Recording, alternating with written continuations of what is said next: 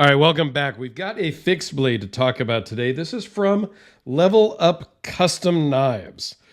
LUC Knives on Instagram, Mike to friends.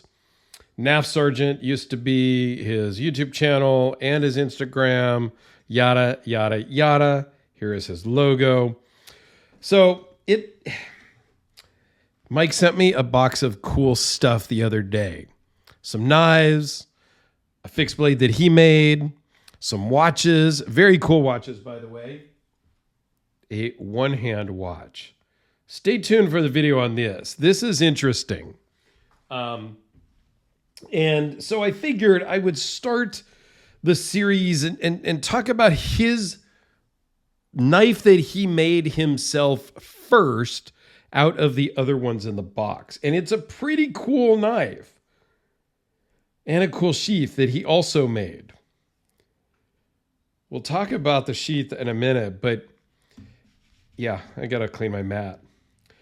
This thing looks super cool. Now it's a little awkward for me to talk about a knife that a quote unquote friend made because, well, I'm just going to tell it like I see it. The good, the bad, the ugly, whatever it happens to be, I'm going to talk about it. And it can either turn out good or it can turn out poorly. In the end, we'll see. All right. He's got his logo lasered in there too. This is Odin's Eye Damasteel. I prefer like a dark etched Damascus over a Damasteel for myself. However, I do have some Damasteel. Here is a really cool one from Red Horse Knife Works. Here's another one from Red Horse Knife Works.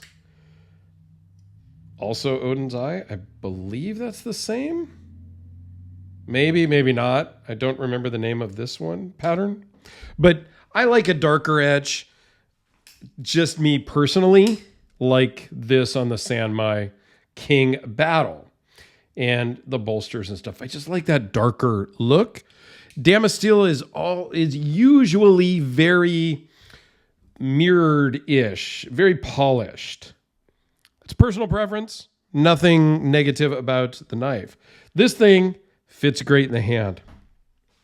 The harpoon, I think, is actually functional and necessary on this knife. Without it, your thumb would just kind of run off. I think that's a necessary thing on this, and I think it works great. Okay, let's talk about some specs real quick, and then we'll get in a little bit more of my thoughts. 7 3/8 overall, 3.59 inch blade, 3.37 inches of cutting edge, really thin behind the edge at 0.016 with an overall blade thickness of just 0.097. So it starts off thin. Something I love about Damasteel is and a lot of Sanmai, you can see the pattern all the way through the tang. I think that's just really sets it off. And that's one of the things I love about Sanmai or Damasteel is when you can really see that pattern on the edges of the blade. This weighs in at the knife alone, 3.3 ounces. And with his leather sheath and belt clip, you're looking at 5.4 ounces overall, as a package to carry. Okay.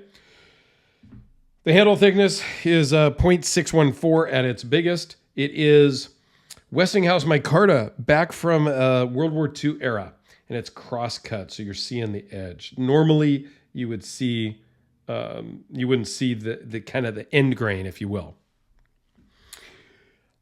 All in all, I think Mike did a great job on this thing.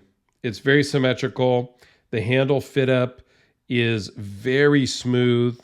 There are no bumps, ridges between the steel and the handles, which I did mention on a recent video on a Brizo knives from Professor EDC. I will at the end put a link to my fixed blade playlist, which this will be in there, plus those Brizos. All in all, I think it's a cool knife. One thing that I just don't really care for, and this is a personal preference, is this little choil right here. What happens for me when I have picked this up, I have kind of almost like cut myself on the edge there. And to me, that's just, for me, I would have rather it just kind of died and just cut like a little tiny bit. Just have this go straight down and not have that little sharp point there. That's a personal preference.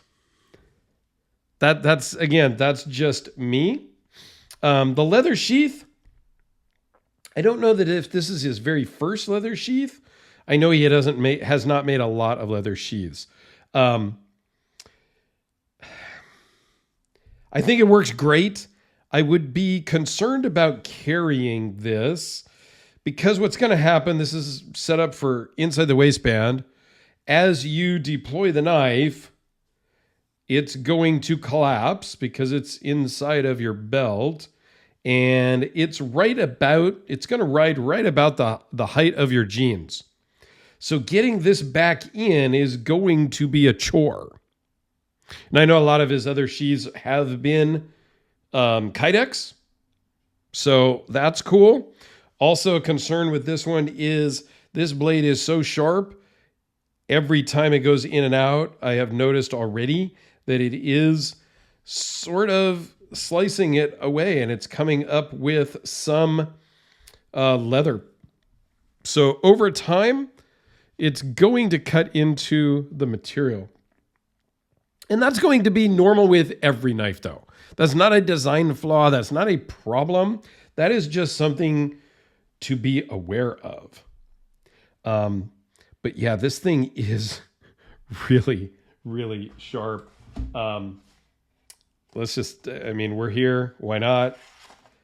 It really does a number on cardboard and paper. I don't have a piece of paper here, but if it'll cut cardboard with little to no effort, it's going to do a great job on a piece of paper. So yeah, this thing is really sharp. I will probably do a paper towel cut test, and I will try to do it the way Micah said, where you literally just take your paper towel thing, hold the knife like right here, and just push through. Oftentimes I kind of swing and go for it, but I'll do a YouTube short on that here shortly. But yeah, there you go. So let me compare that with a Sharpie just to give you something that you know about. And how about a D-cell battery? And then as far as knives, since I pulled out a Hellraiser, why not? I think this is a good style blade. I like the shape. I think it's very utilitarian. Here is another fixed blade from Jim Skelton, the mini Hellraiser. Not quite as a utilitarian shape. This is more of a defensive type of knife, if you will, art knife. But very cool also. Also in a leather sheath that Jim does not make. This is from a leather maker. But again, same issue. This one does mount horizontally, which I've never really carried it. I'm not going to carry a fixed blade, but it holds it in pretty good. I would feel pretty comfortable carrying this in this fashion because I think it would stay in pretty well. Excuse me.